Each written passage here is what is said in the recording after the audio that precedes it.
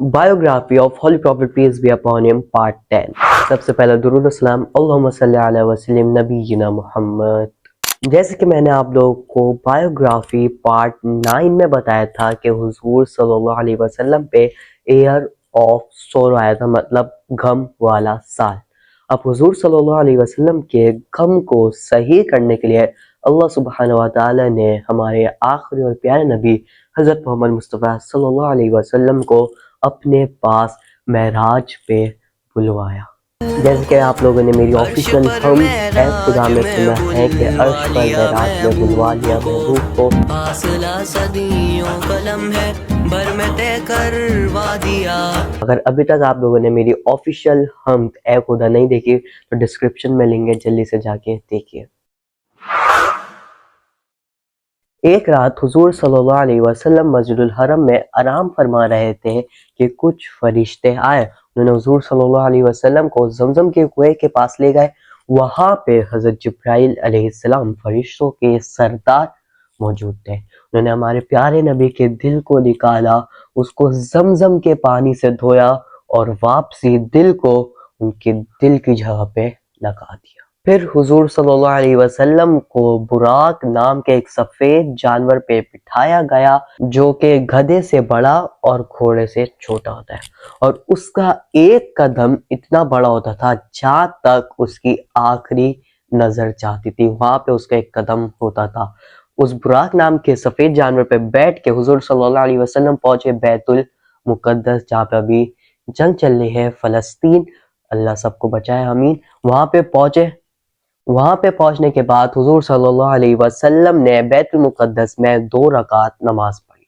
फिर जिब्राइल अलैहिस्सलाम हमारे प्यारे नबी सल्लल्लाहु अलैहि वसल्लम के पास 2 बर्तन लेकर आए। एक में शराब थी, एक में दूध था। हुजूर सल्लल्लाहु अलैहि वसल्लम ने दूध को लिया और फिर जिब्राइल अलैहिस्सलाम ने कहा कि आपने फितरत के रास्ते को चुना है। फिर हुजूर सल्लल्लाहु अलैहि वसल्लम और जिब्राइल अलैहिस्सलाम पहले आसमान पर पहुंचे। वहां पे जाके दरवाजे पे दस्तक दी तो आवाज आई कि कौन है, आप कौन है? तो कहा जिब्राइल। और फिर वापसी अंदर से आवाज आई कि आपके साथ कौन है? तो कहा कि मेरे साथ मोहम्मद है। जिब्राइल अलैहिस्सलाम ने कहा। फिर वापसी आवाज आई, क्या इन्हें बुलाया गया है? फिर जिब्राइल अलैहिस्सलाम ने कहा, हाँ इन्हें बुलाया गया है। फिर दरवाजे खोल दिए गए और देखा कि वहां पे हम सब के वालिद आदम अलैहिस्सलाम पहले आसमान पे मौजूद थे। वो आसमान वालों ने हुजूर सल्लल्लाहु अलैहि वसल्लम को खुशी से अपने पहले आसमान पे बुलाया। फिर दूसरे आसमान पे ईसा अलैहिस्सलाम और याहिया अलैहिस्सलाम से हमारे प्यारे नबी हज़रत मोहम्मद मुस्तफ़ा सल्लल्लाहु अलैहि वसल्लम की मुलाकात हुई। फिर तीसरे आसमान पे यूसुफ अलैहिस्सलाम से मुलाकात हुई और चौथे आसमान पे इदरीस अलैहिस्सलाम से मुलाकात हुई। फिर हुजूर सल्लल्लाहु अलैहि वसल्लम 5वें आसमान पे पहुंचे और वहां पे उनकी मुलाकात हुई। फिर हुजूर सल्लल्लाहु अलैहि वसल्लम 5वें आसमान पे पहुंचे और वहां पे उनकी मुलाकात हुई हारून अलैहिस्सलाम से। छठे आसमान पे मूसा अलैहिस्सलाम से। फिर 7वें और आखिरी आसमान पे इब्राहिम अलैहिस्सलाम से। फिर फाइनली बारी आई अल्लाह सुब्हाना व तआला के मिलने की, उनसे मुलाकात करने की। जब सिदरतुल मुंतहा तक पहुंचे तो जिब्राइल अलैहिस्सलाम नहीं गए। मोहम्मद सल्लल्लाहु अलैहि वसल्लम ने पूछा जिब्राइल अलैहिस्सलाम से कि आप और आगे क्यों नहीं जा रहे? तो उन्होंने कहा, इससे आगे मुझे जाने की इजाजत नहीं है, मेरे पर जल जाते हैं। जिब्राइल अलैहिस्सलाम अल्लाह सुब्हानहू व तआला से इतने डरते थे, पहले तो इतने मतलब उनका कद और उनकी हाइट ऐसी थी कि वो अपने 2 पर खोल देते हैं तो मशरिक मगरिब ढक जाती थी।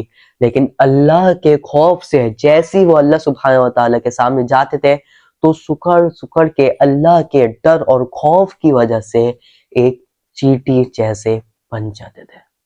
तो फिर हुजूर सल्लल्लाहु अलैहि वसल्लम अल्लाह सुब्हानहू व तआला से मुलाकात के लिए गए और रब्बुल इज्जत से मुलाकात की।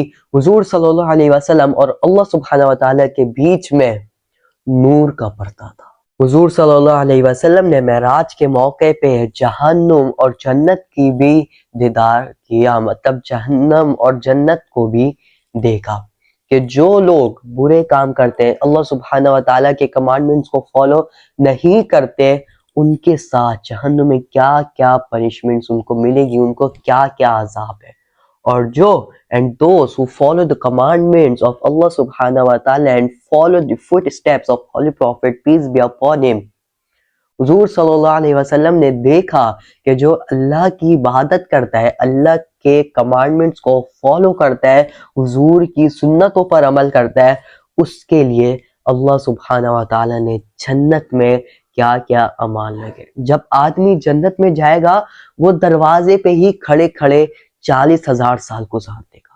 اللہ سبحانہ و تعالیٰ کہیں گے آگے جاؤ, تم نے صرف دروازے پہ اتنا ٹائم گزار دیا, آگے جا کے دیکھو جو تم نے میری باتیں پر عمل کیا, نمازیں پڑھی, قرآن پڑھا, حضور کی سنتوں پر عمل کرا, فالو دی کمانڈمنٹس آف اللہ سبحانہ و تعالیٰ, تم نے میرے حکم مانے, آگے جا کے دیکھو میں نے تمہارے لیے کیا کیا انعامات رکھے, کیا کیا تمہارے لیے نعمتیں رکھی ہے, آگے بڑھو اور دیکھو. تو ہمیں صرف یہی چاہیے کہ we follow the commandments of Allah subhanahu wa ta'ala and follow the footsteps of حضور صلی اللہ علیہ وسلم. مطلب جیسے حضور صلی اللہ علیہ وسلم نے اپنی زندگی گزاری ہے ویسے ہی سنتوں کے مطابق اپنی زندگی گزارے اور اللہ کے جتنے حکم ہیں اس پر عمل کریں, انشاءاللہ تعالی جنت میں جائیں گے اور اللہ سبحانہ و تعالیٰ کی نعمتیں ملیں گی, ان کے تحفے ملیں گے. ایز اے گفٹ اللہ سبحانہ و تعالیٰ نے حضور صلی اللہ علیہ وسلم کو 50 نمازیں تحفے میں دی. حضور صلی اللہ علیہ وسلم نیچے آئے تو موسیٰ علیہ السلام نے پوچھا کہ اللہ نے آپ کو کیا دیا, تو انہوں نے کہا کہ اللہ نے مجھے دن رات میں 50 نمازیں کا حکم دیا ہے. موسیٰ علیہ السلام نے فوراً کو کہا کہ اللہ سے کمی کی گزارش کرے کیونکہ آپ کی امت جو لوگ ہیں وہ 50 نماز نہیں پڑھ سکتے.